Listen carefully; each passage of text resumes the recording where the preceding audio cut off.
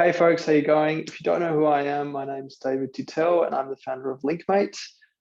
We are a social enterprise devoted to proactive emotional support, and we believe that everyone should have a mate to turn to in times of need.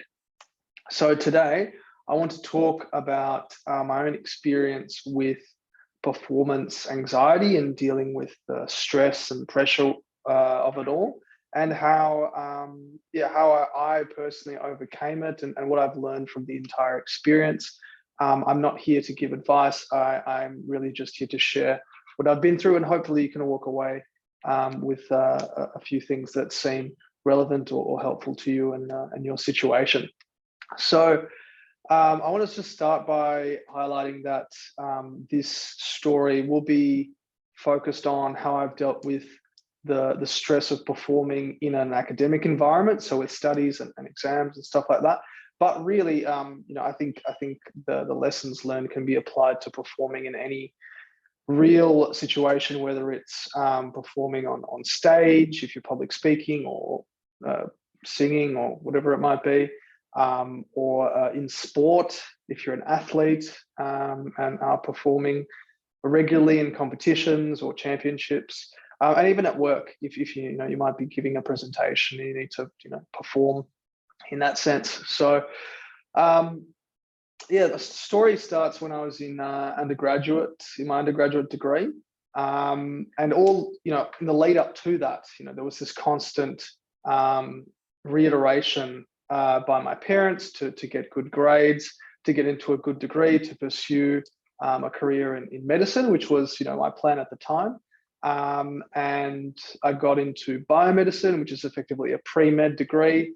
And that sort of sense of consistently getting good grades and not making any mistakes was reinforced throughout, as well as the fact that my parents had invested a lot in me through putting me through a good school and a good university. And it was my duty and responsibility to perform and effectively show them that their investment was worthwhile.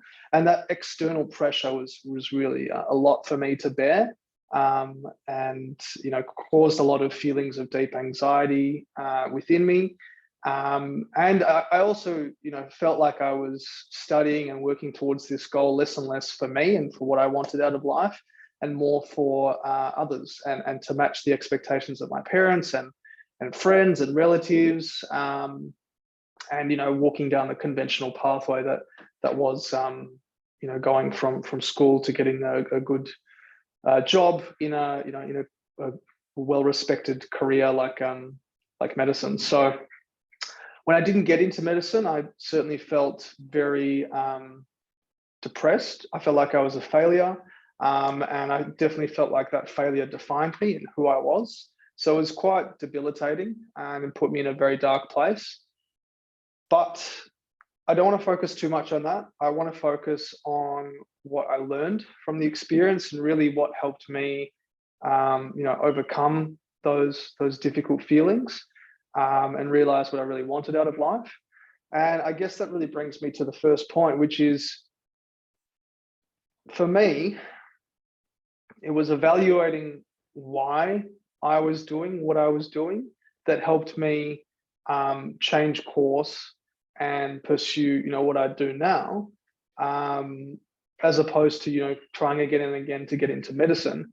And I really asked myself a series of questions like, what is the genuine reason why you're doing this? And when I thought about it and I reflected about all of those external expectations that I was trying to meet, I realized that I wasn't really pursuing that because I wanted to, or because I had some overarching mission or vision to become a doctor. It was to sort of make my parents proud, and to effectively fulfill the societal expectations of going from a pre-med into a medical career. And other questions that I asked was, what will performing well lead me to, and is this really what I truly want out of life? Does it align with my values? And for me, I realized that I definitely did want to help people, but the scalability of medicine didn't allow for me to be able to support as many people as I wanted to, along with, the point that I mentioned before, how it didn't align with my own true goals that I wanted for myself. So if the answer to any of those questions are no, then that certainly for me was a huge indicator that I was not on the right track. And something that I think the second point that really helped me, not only in that situation, but every other time that I've needed to perform, whether it be athletically or public speaking or whatever else, was reinterpreting my feelings and relabeling them. So traditionally, as I was telling that story before, when I did get into medicine and I felt anxious beforehand, before the assessments and before the important tests, the very notion of labeling those feelings as anxiety really set myself up for failure, and really continued to perpetuate all of the possible circumstances where I didn't get in and where everything went wrong. And so relabeling or reinterpreting feelings, for me, and how I understand it, is relabeling a feeling that might seem like anxiety as excitement, perhaps, and enthusiasm.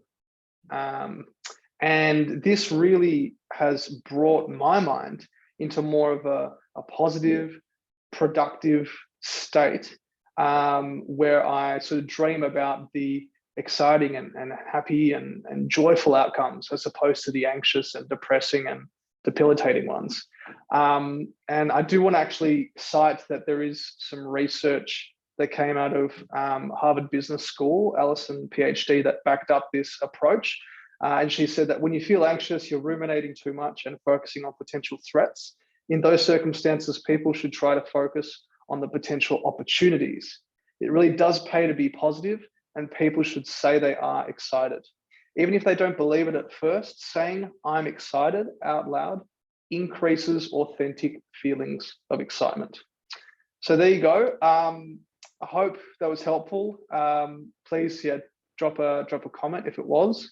And I just want to sort of end by saying that all I'm doing here is really I'm sharing what I've been through, what I've learned from it. None of what I'm saying is intended to be a substitute for professional medical advice, diagnosis, or treatment. You should seek the advice of an appropriately qualified healthcare professional before making any decisions about your own circumstances. You can also access empathetic social support from a mate on Linkmate by scanning the code. Scanning the code there, right next to me. Thank you. Ciao for now.